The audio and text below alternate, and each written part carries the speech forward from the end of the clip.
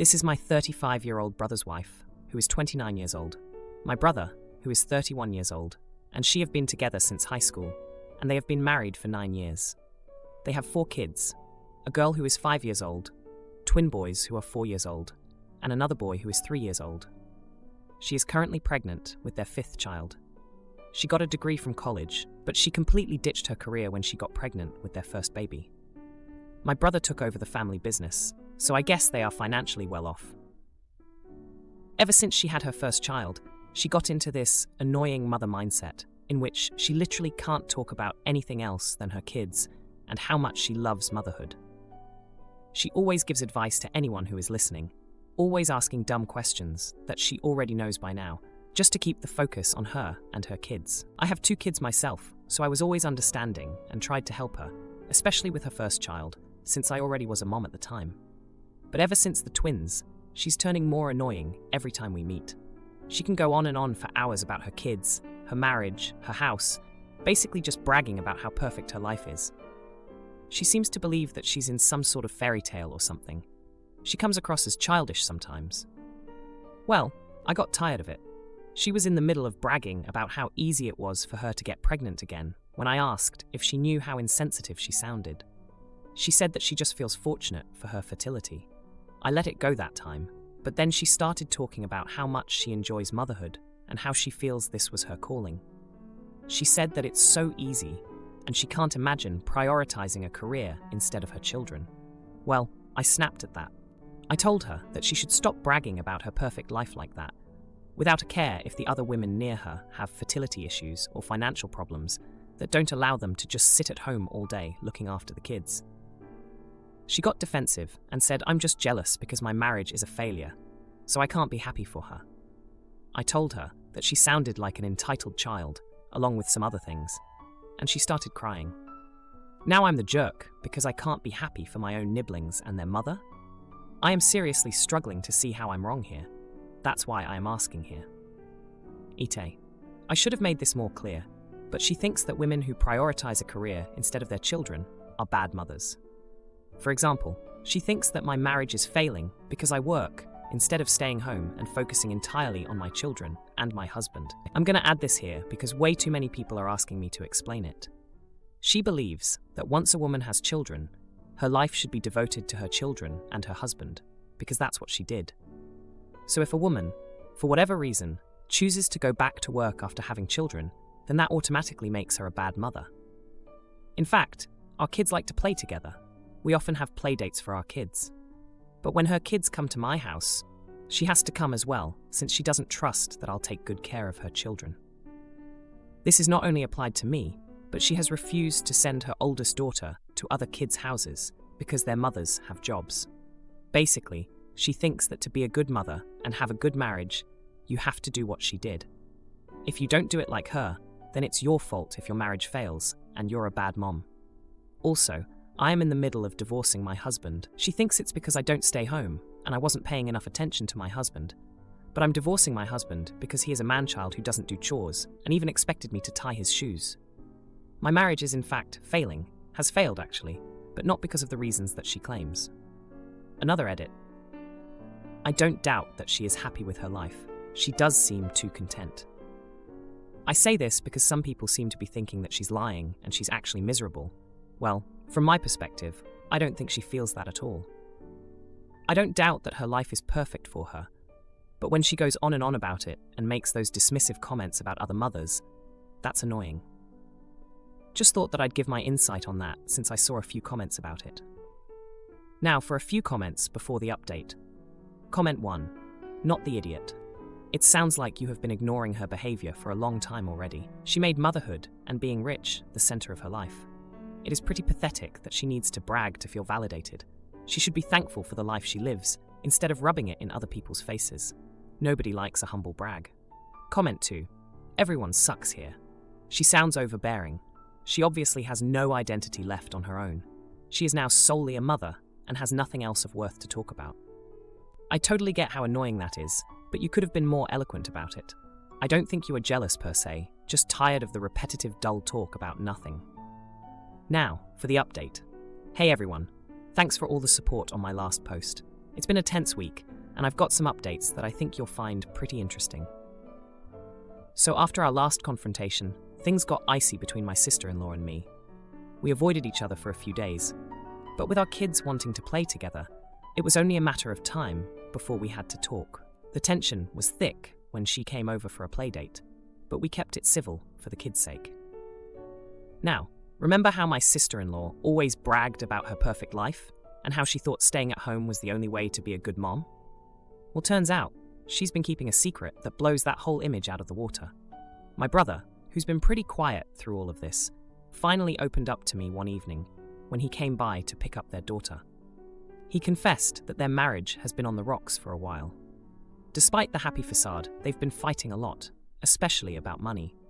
Yeah, they're well off, but my brother's been stressed with the family business. It's not doing as great as everyone thinks, and with another baby on the way, the pressure is mounting. But here's the kicker. My sister-in-law has been feeling trapped in her role as a stay-at-home mom. She admitted to my brother that she misses her career and feels like she's lost a part of herself.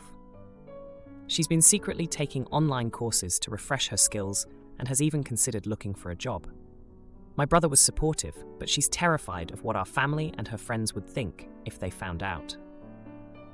The plot thickened when I caught her on a call in our guest room during the playdate. She was talking to someone about job interviews and updating her LinkedIn profile. I couldn't believe it.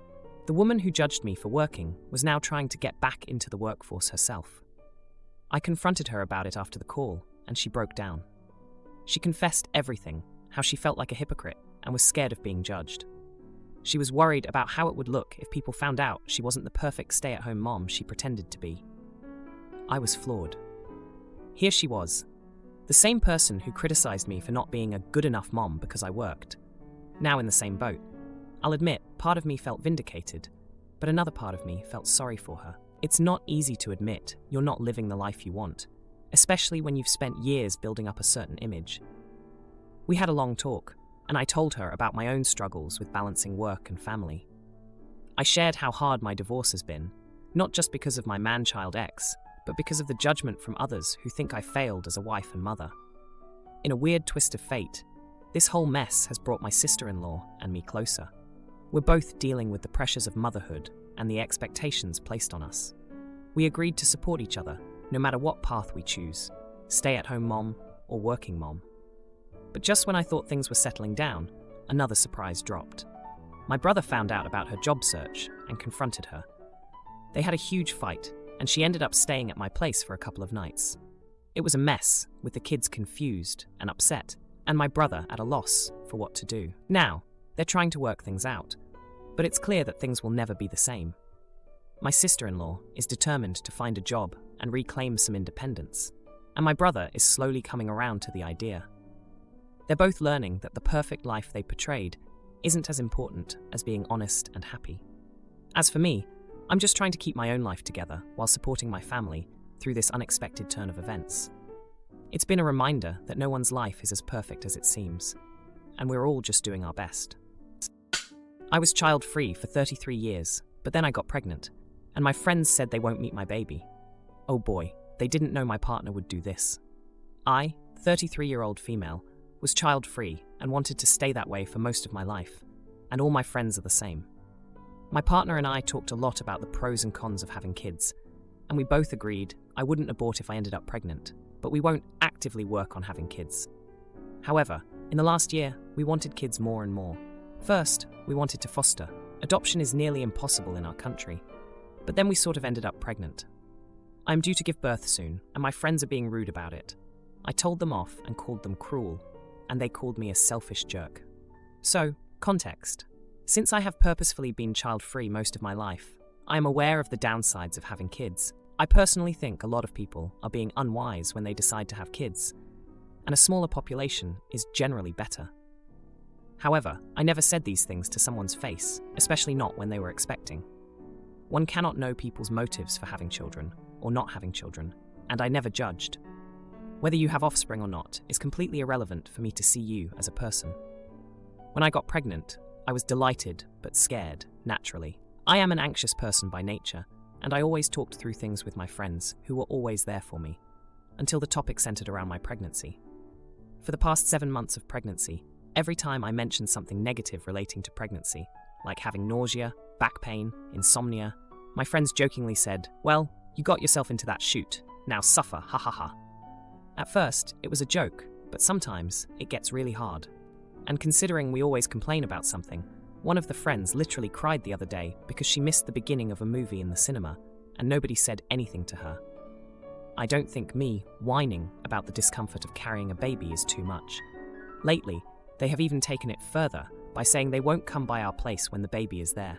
I mean, where should I put the baby? They also say things like, "Nice knowing you," and now you won't be able to go to concerts with us. Even though when the concert happens, the baby will be 7 months old, and I have tickets and plan to go. One of them even went so far as to tell me that they don't even want to meet my baby. And that's when I lost it and called them all cruel. This resulted in backlash, calling me a selfish jerk because I decided to have kids, and I shouldn't be imposing the kid on them. The thing is, I am not imposing anything. The kid will simply be there, and I never mentioned anything about them babysitting or being included in the baby's life in any way. I just think I am going through something life-changing, whether it was my decision or not. And I just don't want them to dump their negativity on me whenever I mention anything related to my pregnancy or baby. I don't know. We have all made some bad decisions in our lives, and we were all there for each other.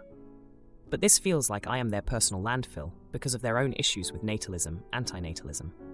Opinions? Now, for a few comments before the update. Comment 1. Child-free person here. Not the idiot, but your friends are. I hope you fully understand the friendship will change, and it's not because of your friends. Being a mother will change your routine, priorities, etc. And guess what? It's normal. Love doesn't need constant company.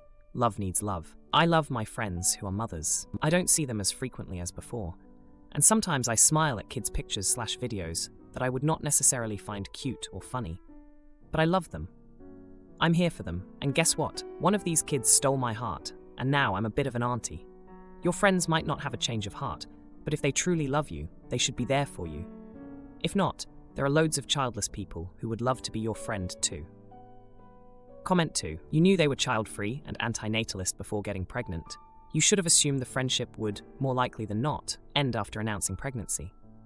The friend that doesn't want to meet your child, that should also come as no surprise. Friendships end and nothing lasts forever. Lives change, people change. All sides have just outgrown this friendship. Now for the update. Hey everyone, it's been a week since my last post, and boy, do I have an update for you all. Remember how my friends were being super rude about my pregnancy? Well, things escalated, and then took a turn I never expected. So, after the big blowout with my friends, I was feeling pretty down. I mean, these were the same people who had been my rock through every bad breakup, every work crisis, and every family drama. We'd been through thick and thin together, but suddenly, because I was having a baby, it was like I'd committed the ultimate betrayal. But then, something happened that I never saw coming. My partner, who's always been the calm and collected one, got really upset about how my friends were treating me.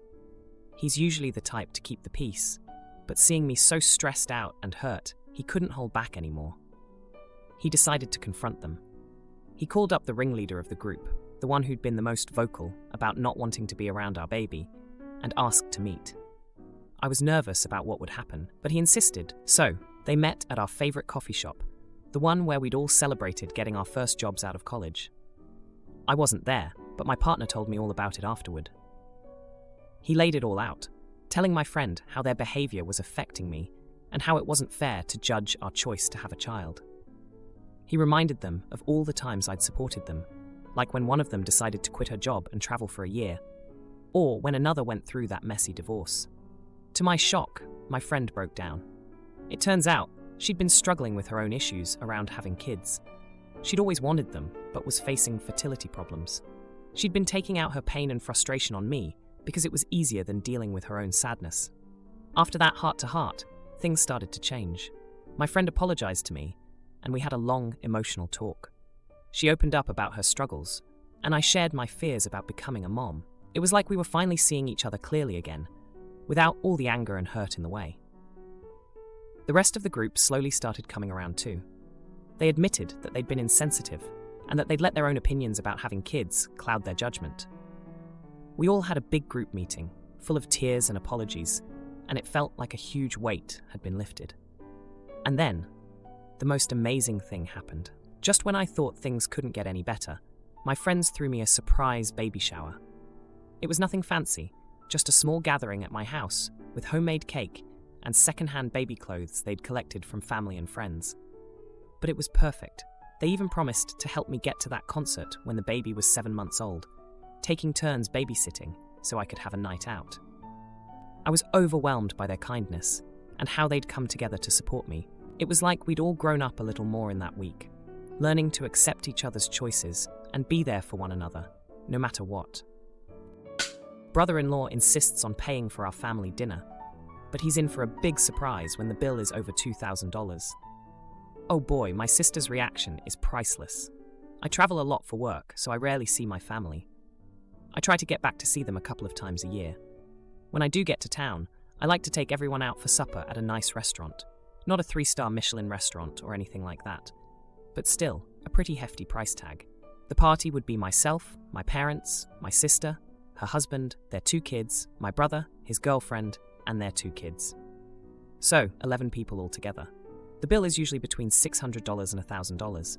It is a lot of money, but I like to treat them. I look forward to seeing my nieces and nephews without their faces buried in a screen. They love going out to a fancy restaurant. I don't know why, but the whole thing irks my brother-in-law. I just found this out. He seems to think that I'm doing this to show off. I'm not. I have an uncle that helped me get started on my career, and he used to do the same thing when I was growing up. He went more extravagant as well. I remember one year he took our family, about 26 people, to Disney World. That was 30 years ago, but I imagine it wasn't cheap. He said it was our Christmas and birthday gift for the year. He lied because I still got a card with $50 in it, twice that year. I had a good year, and this holiday, I took everyone to a fairly expensive steakhouse. When the bill came, my brother-in-law grabbed it and said he was paying this time. I said for him not to be crazy. I invited everyone out. It was my treat. He insisted. I didn't want to cause a scene, so I dropped it. When he looked at the bill, he went a little white though. I had allowed all my nieces and nephews to bring along someone if they were dating.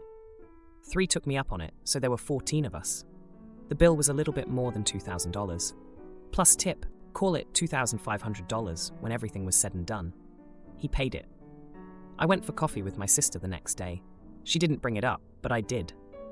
I said that I was not mad, but a little upset that he had done what he did. She said she was mad because they didn't really have a spare $2,500 to waste. I was surprised at this, so I asked her if she thought it was a waste for me to take everyone out. She apologized and said she was just angry that he blew a hole like that in their budget. I gave her $2,500. She looked like she was going to cry. I told her that I took everyone out because I am missing seeing them grow up. I miss seeing all the family stuff they get to do. I blow through town for a week, and I just want good memories. My brother-in-law called me later that day and said I was a jerk for letting him pay and then going behind his back with my sister. I told him I wasn't going to tell anyone about the money and that I wasn't trying to hurt him. They could just keep it on the down low. I'm just wondering if I should have insisted on paying instead of letting him think he blew his family's grocery budget for a couple of months on one meal. Now, for a few comments before the update. Comment 1. Not the idiot. You can't win with some people. Your brother-in-law sounds like he's jealous of your financial stability. You weren't flaunting anything. It would be different if you had said something like, I'm taking you peasants out because you'll never live like this without me. Lol. My sister dates a guy like your brother-in-law. He claims to feel emasculated when my sister pays for anything. So she got him a card to her account with his name on it. We all go out to dinner, and he insists on paying, or makes a big deal about paying, when he's really just swiping my sister's card. You were just trying to do something nice for your family, as you don't get to see them as often. Comment 2. Not the idiot, but you could probably understand where the brother-in-law is coming from, wanting to pay for things too. Pride and all that jazz.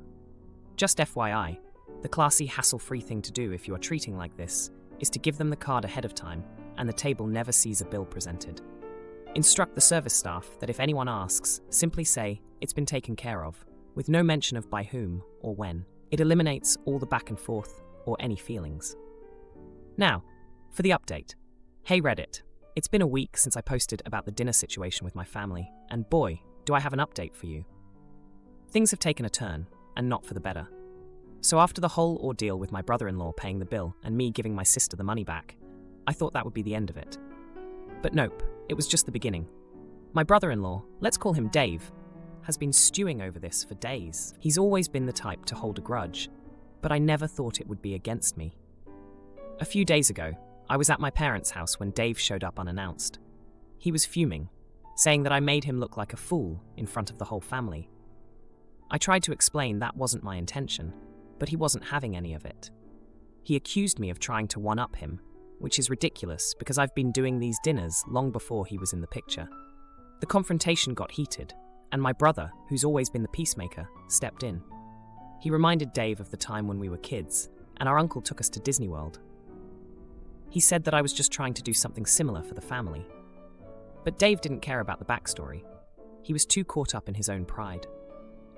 Now here's where the heartbreak comes in.